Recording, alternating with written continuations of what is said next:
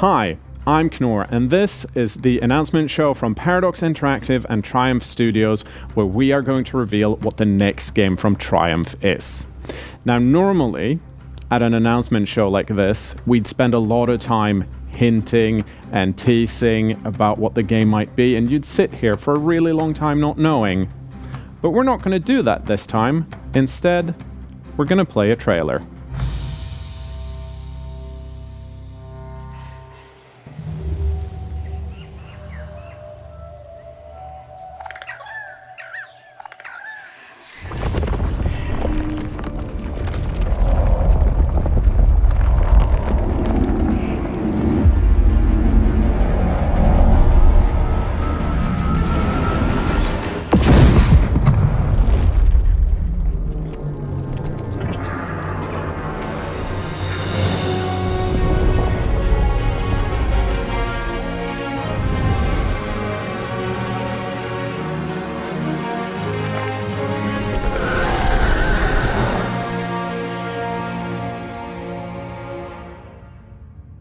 Lennart, Jordi, welcome to our Stage of Wonders. It's finally here, and it's finally time to talk about it. But before we do, now, Lennart, 25 years ago, when kind of this journey started, is this where you expected to end up? You mean as a middle-aged man dressed up as a wizard? Exactly, that's exactly what I mean. I'm loving it. It's fantastic. Jordi, Age of Wonders 4, how long has the team been working on it? Concepting started back after the first DLC for Planetfall, so that's November 2019, so about 3.5 years at this point. And we're very excited to finally be able to show it off. We should, and we are, going to talk about it, but before we get into the nitty-gritty of Age of Wonders 4, if someone's watching that isn't necessarily 100% up-to-date with the Age of Wonders series, what is it? And, well, give me the elevator pitch. All right. So, Age of Wonders is a fantasy strategy series where you build an empire, fight tactical battles, and the core experience is centered about you, the ruler. Sort of you rule a fantasy empire as a sort of role-playing experience. And we've really taken that central aspect to the next level in this game. You can create your own faction, your own race. Anything goes from Toadman to Ratman. And by researching tomes of magic, I think we have 50. We have over 54 at this point, and they come in all kinds of flavors. Tome of Cryomancy, Tome of Pyromancy, Subjugation, Teleportation, Vigor. It goes in all directions. Yeah, so if you want to create a race that just wants to get out of here, you focus on teleportation and then you're done. Yeah, but the key thing is that you don't lock yourself into a pre-made faction to start, but you can actually evolve during play and adapt to all sorts of situations, the type of enemies that you encounter, the terrain that you encounter, the type of victory condition that you pursue. So there's a lot of flexibility and molding as you go, and it's an entirely different experience. And as I'm sure everyone can tell, we could sit here and talk about this for hours, but we're actually going to do something a lot better. We're going to sit here and show you Age of Wonders 4. So how about we jump into the game, and I'll let you guys tell us what we're seeing. All right, let's go. I have been told that this is the Mage Haven. Lennart, what's the Mage Haven? Mage Haven is the title screen. It's thanks. It's the place between worlds where the wizards converge and plan their invasions to the various worlds that you can travel to. But from here we are going to create a new game. So you can choose one of the story realms, pre-made challenge scenarios, or you can create a new one. So let's go in and do that. New stuff. Yeah, so there's lots of things you can customize. Of course, the number of players, the size, and whatnot. But you can also add traits to these worlds to make them more unique and sort of like to tell a story about the thing that you're playing. Some of them are very advanced, but let's just pick Highlands for now and go in. Here we have a list of rulers. You can pick a pre-made one. For example, we have very cool cat people. We have more traditional human feudal lords. There is toads, yes. We've got rat people, and so on. But of course, creating your own faction is the coolest. It's coolest and it's the newest, right? It's the newest. This Yes. is not something that has been in Age of Wonders before. No, you can actually create your starting race in this game. So you pick by choosing your form first. Yes, your form is the physical shape that your faction takes. And we have many different forms, several coming from our earlier entries. As we saw, we have the Tigrans, we have toads, rats, but we also have the elves, the humans. The and orcs. We have the orcs. And besides the form, it also defines certain physical attributes about your race. In this case, orcs, they are strong and they're ferocious. But we could, if we wanted to, swap these for whatever else trait we want. Yes, if in you that want, same slot. If you want orcs that are extra hungry, you can do that. Extra hungry orcs. Swarming orcs and whatnot. But let's go for these guys. Right. So next step is culture. Culture defines their starting units, the starting buildings, and the starting city. It's really their origin. So how do you find them when they are just crawling around their place before you invade as your wizard king? Yeah. So we can have feudal orcs, we can have barbarian orcs, industrious orcs, mystic orcs. But as we are going a bit tropey, we're going to use barbarians for now. Barbarian orcs, classic. Yeah, industrious orcs could work really well too. We have here a next step, which are the society traits. So there's a whole bunch of them, and they basically allow you to tweak your culture further by adding additional ones. Now, Jordi, I noticed on the previous page and on this page as well that all of these picks have icons, affinity icons, on the side. Can you talk a bit about what they are? Yes, so like you said, they are the affinities. These are cosmic forces that basically define how your empire further evolves. It ties into the empire development, but it also makes it easy to spot when you meet another ruler, another faction, because it kind of tells you what you can expect from these opponents. So what are we picking tonight? We're picking Ruthless. Something ruthless. Ruthless raiders. Yeah. So this affects a part of their economy, like they loot from the battlefield, food and draft. So basically, you can see that they scavenge as they go across the place. So highly mobile race. It's a good match for this trait. It will also affect their alignment, and we can also pick ritual cannibals, which allows them to eat enemies and themselves. Yeah. So we're ritual cannibals and we're ruthless raiders, or rather, our people are, because we can of course uplift them. Yes, this is true. During play, this is how we start. Right? This is how we start. All right. So next step. So we're on the tome page. We talked about tomes previously. That there's 54 of them, meaning a lot. That's a big number. And now we get to pick just one. Right? You get. Everyone gets one. At the start of the game, you pick a low tier or like tier 1 tome that sets off your magic use, and every tome contains a number of spells. Spells can be unit enchantments, world spells, summons, Combat spells as well. Yeah. So I'm sort of like drawn to cryomancy because we're in Stockholm and it's was snow outside. Yeah, and people are like, it's cold. It's just below freezing, so it's t-shirt weather. It's not very cold at all, but it's fine. Yeah. But this is essentially your for to take a gameplay term, right? This is part of a tech tree in a sense. Right. Yeah. Yeah. So we're cold orcs. Yeah, Let's go. We're building up. We're sort of like spreading our affinities into chaos, shadow, and nature at this point. So 3 out of 6. And then next step, we'll be choosing what sort of ruler we are. What is our origin? So you can start off as a hero of the people, a champion who has good relations with the cities around them because they are from that world. Yeah. They have more experience and they have some economic bonuses.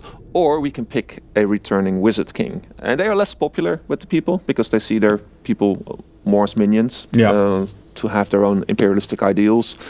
But they make awesome spellcasters, and you don't need to be evil. You can be evil, but let's pick one of those. Let's pick a wizard king. Yeah.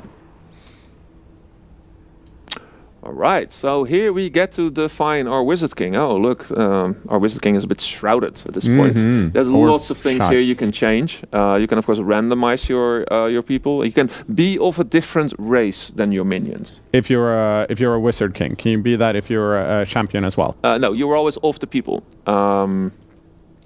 So here we go, and yeah, let's build a. Let's build something. I want to see something from a previous entry. Do we have any ice wizards or ice witches? I think we definitely do. Yes. Arctica. Right? Arctica. Let's go.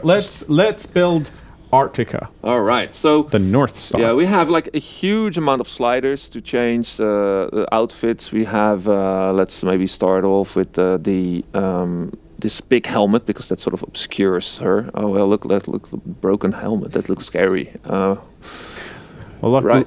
And Arctica is so lovely generally. Yeah. It's not at all scary. Yeah, and we got lots of outfits.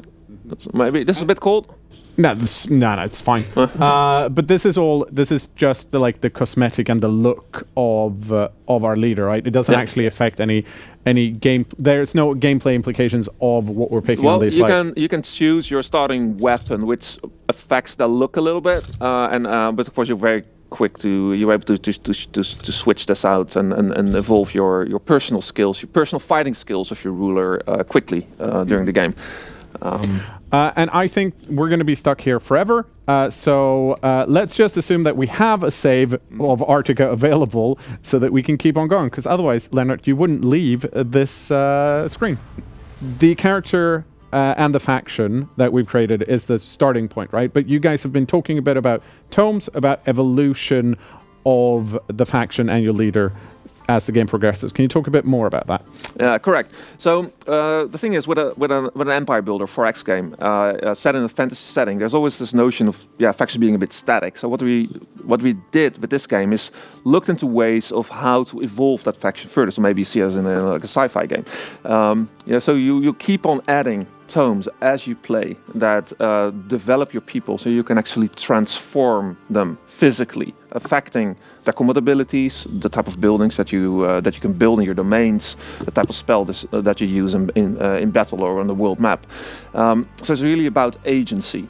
We have a new event system where it reacts to the choices that you make. So if you are an evil player, you might get different events than when you're a good player, and these events can come from your own population, from independent cities, or from encounters on the map. And these all tie various systems together. For example, diplomacies, heroes, relations with the various people on the map, to craft a personal narrative. Once again, I'm going to have to stop you because I feel like whenever I ask something, we can talk about it for ages and ages and ages of wonder. But the pretend earpiece I have in my ear says that we should get back into gameplay. All right, so we've descended here on this town in this nice-looking highlands landscape. We can now rotate across the map, zoom in really close. Hilly. Yeah, and of course I can zoom in all the way. So here we are at the start. So we have our starting city. It's an orc town, a cannibal orc town. We've named them cannibal orcs. Here we have, for example, some cool-looking war shaman who's got corpse eating. Yes. We picked that. Yep, we picked that. And let's go look around. What do we have around us? We have some nodes which are protected by some independent guards. We have some nodes that are just ready for the taking. Our city will grow from this point on. But let's go out, venture forth, and clear out this small group of lesser stone spirits. Whenever you go into battle, you get a quick preview. You can choose to fight manually or automatic, as this is going to be quite an inconsequential fight. I'll just go and pick their loot. Let's auto combat until I think we find something. These people might have, these creatures might have joined me from the astral sea to this location. We did it. We cleared them. So we got some loot. So this is some extra loot that we got from destroying those enemies. As we are raiders, we are ruthless raiders, and we got some a pickup. We got gold, and indeed from the Ruthless Raiders, we got the food and the draft. Exactly. Yeah. So from this point on, we can decide to use our scout and. I see something glimmering over there. In the distance, yeah. Let's move these guys over here. These are some mana crystals. Let's get a feel for the lay of the land. Let's move one of our Sunderers south. Well, is there anything else we need to do on turn one? We need to a couple of things. A couple of things that we need to do. Look, we have encountered a independent city who are ruled by Chieftain Durlock Skullsplitter. So these 3 cities you can enter into negotiations. Let's see what we have here. So this is their town. This is our town, so quite close. And they are actually of the same race because they are sort of this spin-off. So in theory, they should be friendly. Be friendly. Yeah. So they have we have some overlapping affinities, of course, and they are moderately happy with them.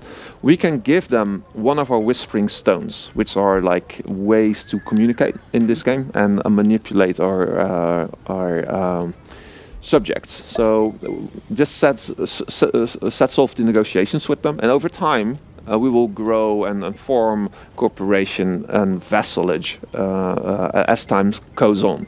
But the happier they are, The faster it goes. the faster it goes. Yeah. There's also something interesting here. This is the Forest of Woe, which is what we call an ancient wonder.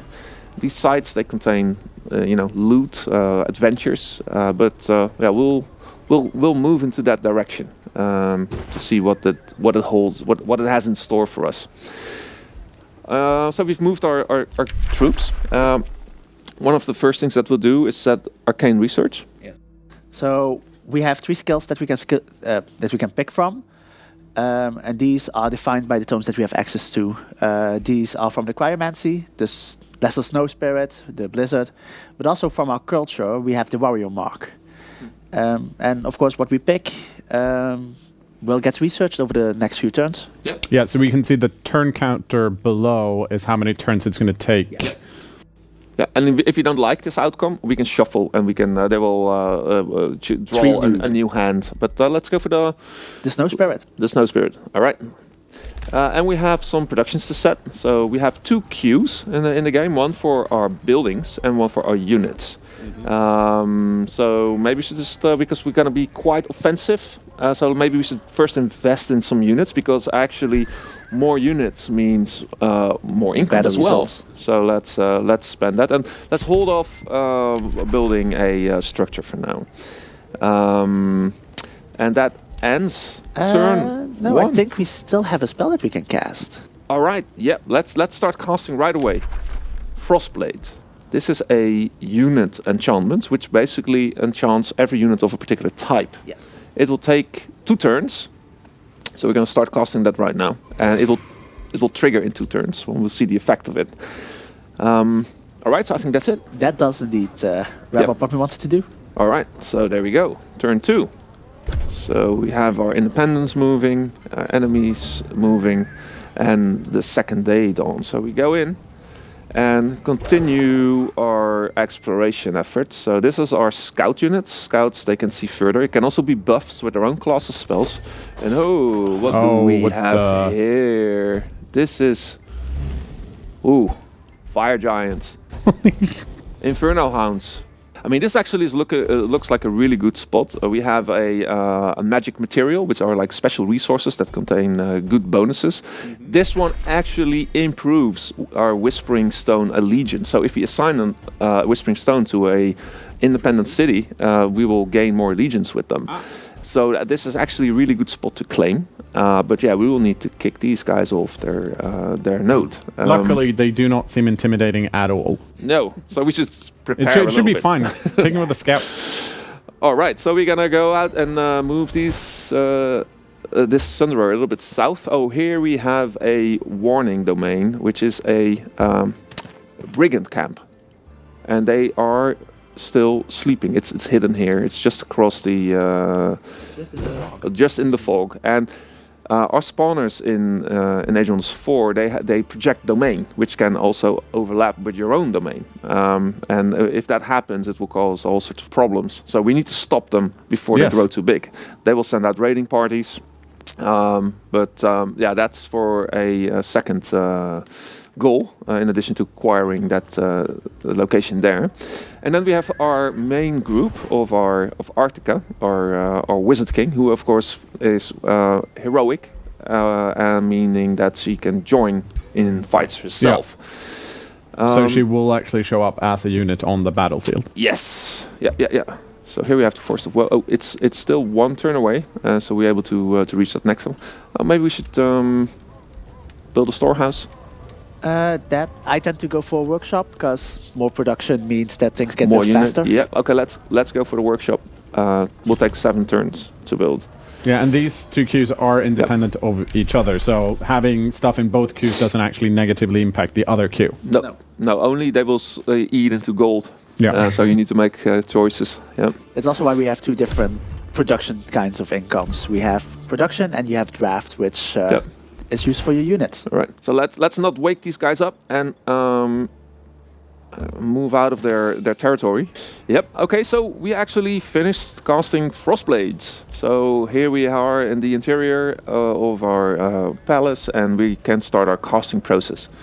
So we're going to affect these units, and boom, there we go, Frostblades, which attach ice damage to our weapons, and they start glowing.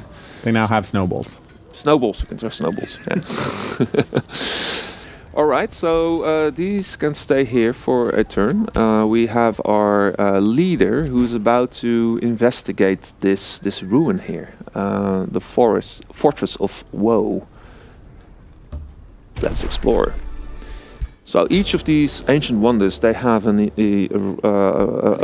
event picked, and they change per type. So here we have a knight. Never trust knights. Holding captives. Yeah. And they're up for trading those captives. So we have a bunch of choices. We can attack the captors, or we can just buy the captives off them.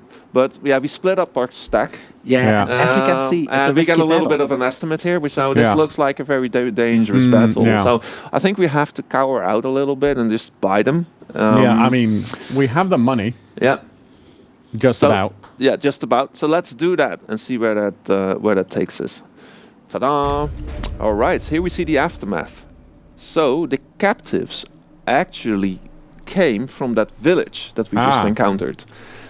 And that's fantastic because it gives us a bunch of options. We can release the civilians and get a very high relation boost. And this will sway them and increase the rate at which they gain allegiance.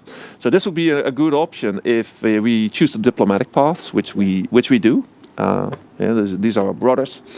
And we can then also choose an evil faction by keeping these people for ourselves.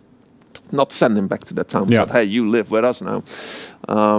But we'll be nice people. Let's just send them home, and we'll be increasing the relations with our town here. So look, they've got 400. They are very trusting at this point, and it will be shorter to go to our next we can see that it's 2 turns for Pact of Cooperation.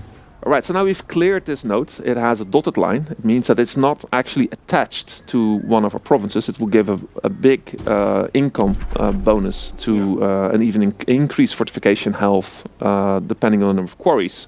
So this is a very important sort of wonder that we can attach to cities. As our cities grow, and maybe we'll acquire this one, we can choose to either attach it to this city, or we can choose to attach it to this city to have the bonus. But we need to grow towards it if that's our plan. But we're done here for now, and we are going to be bringing her back and prepare to kick some ass, some giants' ass, actually. Let's timber. Let's timber. All right. And we are at day 6. We're getting closer to this giant here, and we are able to cast the elemental, and we can cast it right on top of our stack. So we have a full stack of 6 units now. But it's time for battle. Think so. Yeah. Fight. Yeah. All right. So we're gonna go in, and actually, I think you are gonna play. All right. Manual combat, and it's a risky battle. It's nothing we can't handle. But this gentleman here has clocked the most hours on Age of Wonders 4 in the entire world, so should be in good hands. Okay, Jordi, let's see what you can do. All right, so we've made our way into manual combat, and let's get a closer look at the field. So what we have here is our enemies on the iron node that they were just occupying. And as you can see, they're moving into a choke point here. And we're going to see if we can abuse that. So I'm first going to move my units forward. And each unit has a specific role. And these roles are very visible on their unit banner by the little icons. So I'm just going to move my units into position a bit. And then we're going to talk for a little bit about what they do. So we have this shield unit, which has as a defense mode, it projects an aura around itself. And that aura provides additional defense to any unit in there. The same is done by the support unit, which has a defense mode that does this for resistance. So by basically setting these up together, we create a nice little place for our units to be safe from any incoming damage. And we're just gonna end the turn here, and we're gonna watch what the enemies are doing. So as expected, they're moving into the choke point. Now first I'm gonna start off casting a spell. This is Ice Coffin, and it has a chance to freeze units. And the reason why I want to do this is because this is a ranged unit. And ranged units are a pain when they can attack from a distance. So by freezing it, we're just essentially trying to lock it down and give us an extra turn of managing damage. So that seems like it worked out great. Luckily it did. So I'm gonna take this warrior, and it has a special ability, Shield Bash, which is gonna, if it triggers, it's gonna stun the giant, basically locking it down for a turn. And if it doesn't, it's gonna retaliate. And it didn't, so now we're gonna take a lot of damage. Massive damage. Brace yourselves. Ow. Well, that wasn't great, but it's not too bad. Famous last words. Famous last words. Gonna move my support here, and I'm just gonna position my skirmishers at a bit of a distance, because skirmishers have both melee and range attacks. And the beauty of this range attack from the Sunderer is that it has a chance to inflict thunder defense. And if that hits, it's gonna make the unit or the enemies a lot more susceptible to damage. So we can see that it was 43% chance. And it resisted. It's a tough nut to crack, this giant. Yeah, and I don't think it's gonna go any better, so I'm actually gonna move up closer, and I'm gonna use this overchannel ability. That's something that Wizard Kings have, or in this case a Wizard Queen, and that allows us to cast another spell this turn. And in this case, I'm just gonna use it to cast Vision of Victory. That's gonna allow us to basically stack critical hit chance. And then in this case, we're just gonna attack from a distance and see if we can freeze a couple more units. And that at least the freeze keeps hitting. Yeah, they're good. They're good with the cold stuff. So now we're just gonna dish out some damage, and then we're gonna let the enemies go ahead and smash. Oh, and as we saw there, we actually have hit chances. Ranged units have a 90% chance to hit, and this can go up and down. And if it misses, like we just saw, there's the chance that it hits a unit further in the back. And melee units, of course, always hits, but they might not hit as well as they could be. Oh, and another. Luckily, we resisted the burning. There aren't that many shield warriors left. Is that going to be a problem? It definitely is, because in Age of Wonders 4, damage dealt is reduced if figures in a unit are gone. So as we see here, now we're only going to be able to do 8 damage on a 3-strike attack.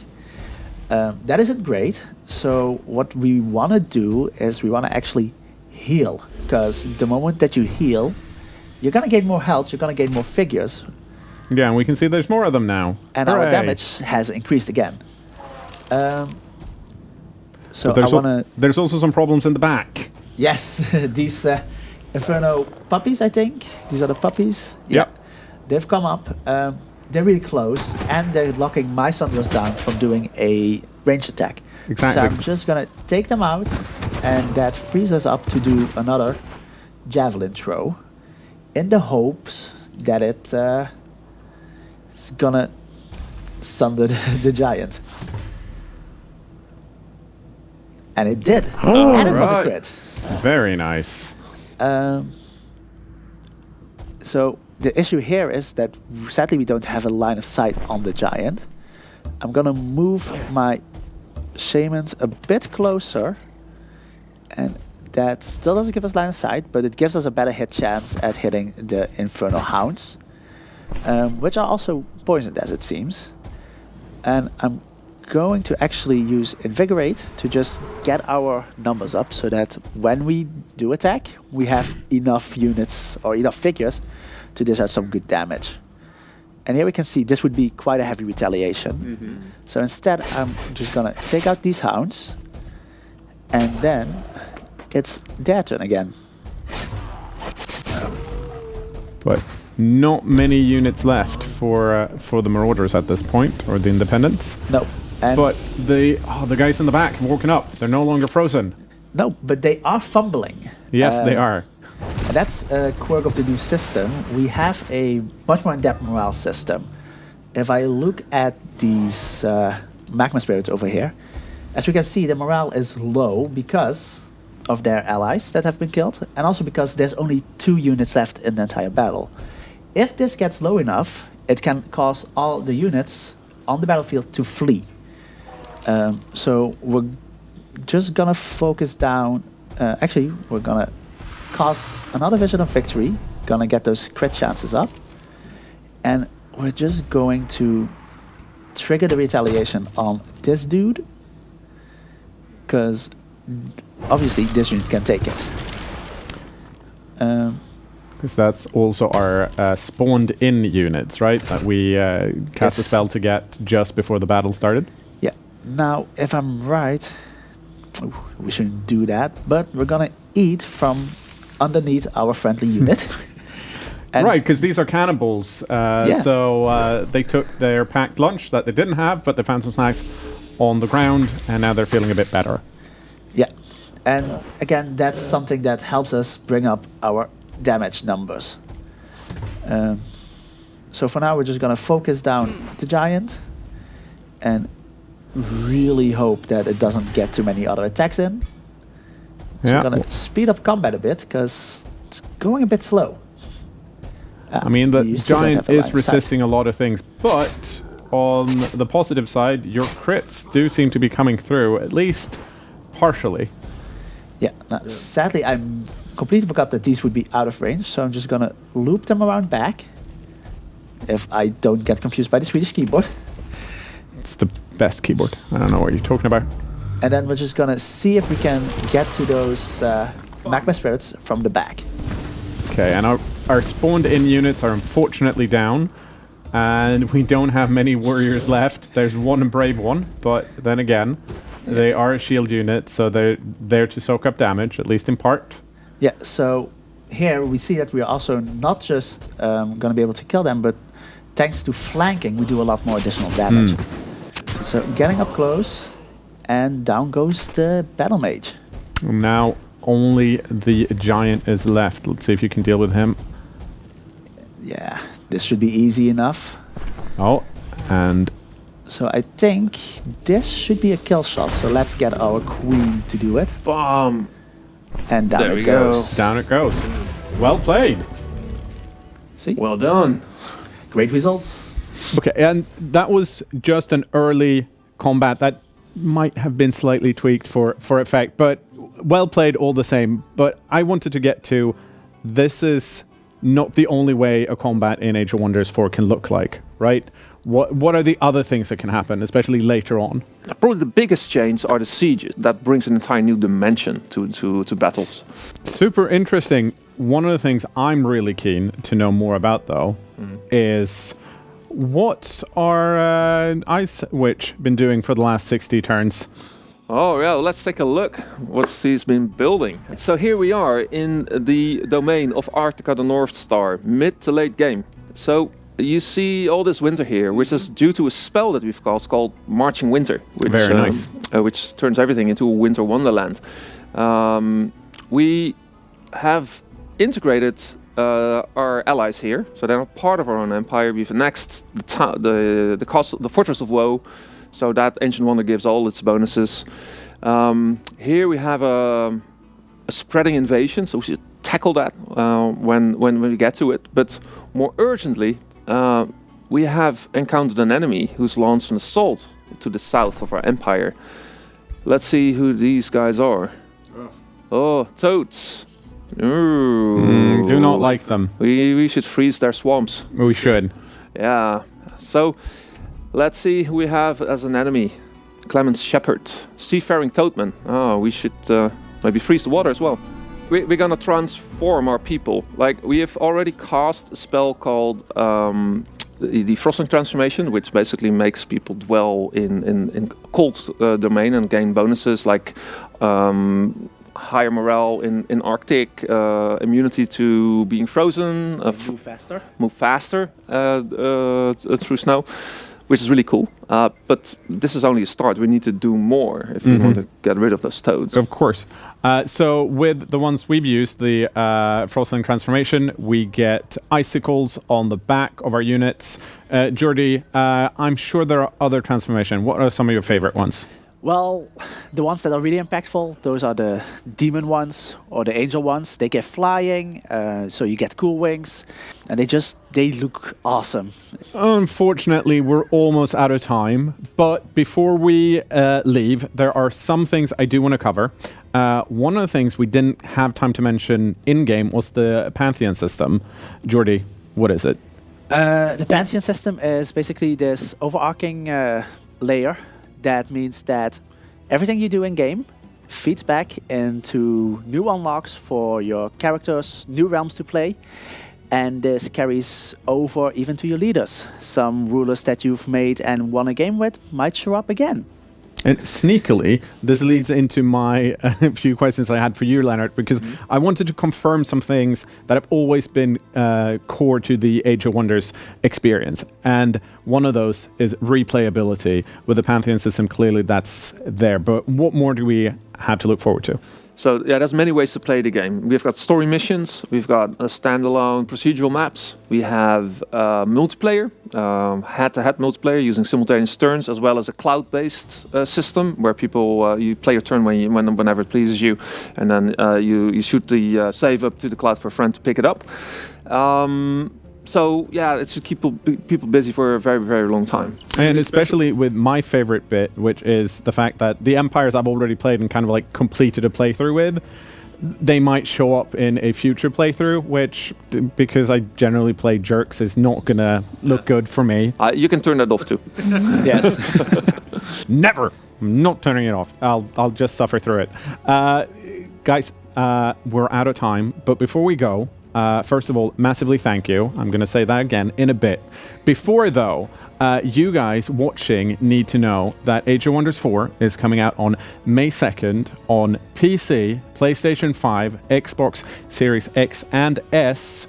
And if you want to know more, there should be links in the description or in the show notes. And most importantly, if you can, please wishlist the game right now. I'm sure there's going to be a link for it right now. Lennart, Jordi, thank you guys so much for coming to the Stage of Wonders to show off Age of Wonders 4. Thank you very much.